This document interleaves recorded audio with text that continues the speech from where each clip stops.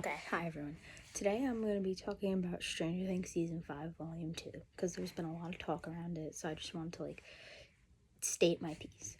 So, people have been saying that this volume is, horrible, really bad, badly written. I personally don't think that's true. Yes, it wasn't as amazing as I expected, and there were definitely things I would change, but it was nowhere near bad. I really enjoyed these episodes, I still love them. I feel like I can't really speak on the bad writing aspect of it because I'm not a writer. I'm not really educated on that type of stuff, so I can't really say if it was good writing or not. But overall, I really I loved I loved them. They weren't on par with like Sorcerer and stuff they weren't the best episodes ever, but they're still good despite some flaws. So now I'm gonna talk about specific things. So people have been saying that nothing happened. So much happened. So much happened. Just because there weren't any big flashy battle sequences doesn't mean nothing happened. I feel like this volume was more about character moments and discovering things, which is a lot of what happened in season 1. But I feel like people have gotten used to again, big flashy action sequences, that when not a lot of this happened in episodes are more focused on characters and building lore and stuff and discovering things. People think that they're boring and nothing happened. Let me tell you about some of the things that happened. These are just main things. Max escaped Vecna's mind and woke up. We learned where Dimension X was and all of that stuff. We learned that the Upside Down is basically a wormhole in between Hawkins and Dimension X, and there's vast space outside of it. We learned so much stuff about the Upside Down. We learned Vecna's plan to the kids, which is to bring both Hawkins and Dimension X together. Dustin and Steve fought and made up. That whole scene with Nancy and Jonathan. Will came out, and so much more. Those are just the main points. Now, the Jancy scene. You know which one I'm talking about. First of all, I really liked this scene. It was very emotional, and it honestly had me tearing up, especially when they started to play the eulogy song. And there was a point where I genuinely thought that one or both of them could die. Also, people have been saying it was a breakup scene. I didn't see it that way. It didn't seem like that to me. It just seemed like they were going to not get married, but that they were going to try and work things out and talk things out. One thing I loved the scene, but one thing about the scene is I couldn't get past the fact that it looked like all the white stuff.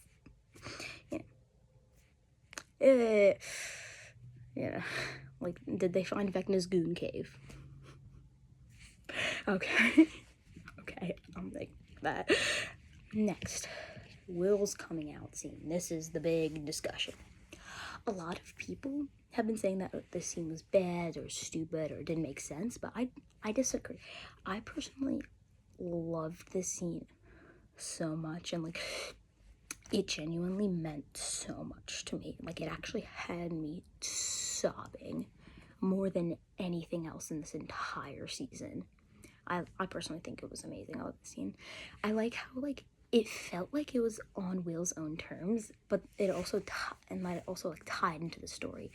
Even though Will did it, so Vecna couldn't use him being gay against him, it was still ultimately his choice to do it. It felt like it was on his own terms.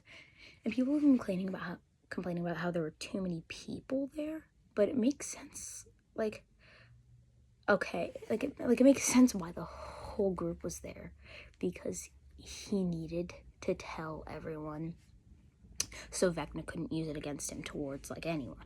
And the ending where everyone hugged him was so beautiful, and it was not cringe at all, guys. At least not to me. All in all, I love the scene. I think it was great, and also the acting was great. People have been saying Noah's acting wasn't good. It was so good. Made me cry.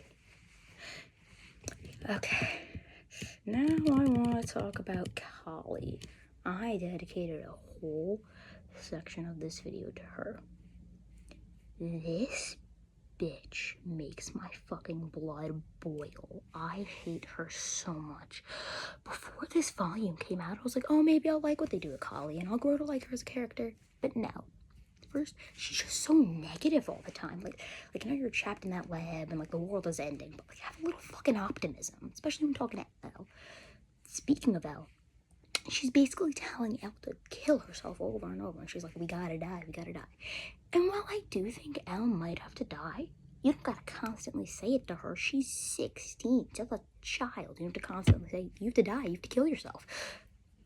I hope is TikTok gonna ban me for saying like kill yourself? TikTok, please don't. Please don't take this video down. Like she's just so utterly annoying. I wanted to scream into my pillow every time she was on screen. Also, like she has barely done anything this entire volume besides give Elle some information about the lab and the Upside Down, which I feel like Elle could have found out some other way. And if they really wanted to bring her back so badly, then I think that she should have died when her, Elle, and Hopper were trying to escape the Upside Down. Like, so literally every scene, she's just fucking standing in the background like this. Be fucking useful. How about that? I honestly wish that instead of her coming back, we could have somehow had Dr. Owens come back instead, because like we never found out what happened to him. But I digress. I will not rant about her anymore. I will not, and I will wait to see what happens with her in the finale. And I pray that she dies. It just doesn't make sense for her to survive. And also, I hate her. Now, I'm gonna talk about Byler. Byler. I've been swearing up and down that Byler's gonna happen, and I'm still gonna swear up and down. Despite what the Malevins say, what everyone's saying, I still think there's a very big chance of Byler happening. And it only makes sense. At this point, there's so much evidence and setup that if Byler doesn't happen, it would genuinely just be bad writing. And I'm not just saying that because I'm a Byler shipper. If the Duffers weren't going to make Byler canon, then they shouldn't have, like, basically written it into the story. Also, during Will's coming out scene, Mike looked like he was like thinking things over, maybe like realizing things. And in the scene, like in the big truck with Mike and Eleven, they both look like they know something, and they're like, we need to talk. Also, the Duffer Brothers said their favorite ship is Korrasami, which I don't know what that ship is or like what fandom it's from, but what I do know is that it's a ship that didn't happen until the very last episode of the show.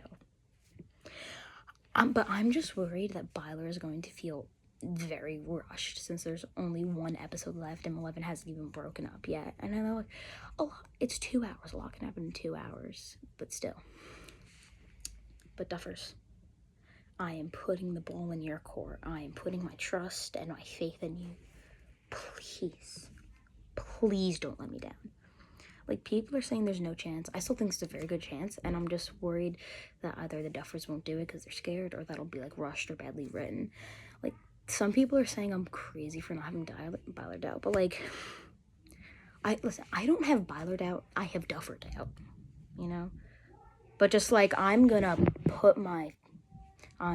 trust the Duffer. It's not over until the credits roll, you know? Okay, lastly, I just want to say, I loved all this stuff with, like, Steve and Dustin, and it made me tear up, and I'm so happy that they've made up, and if either of them die, I'm gonna make a 9th episode called The Vanishing of the Duffer Brothers. Okay, thank you for watching.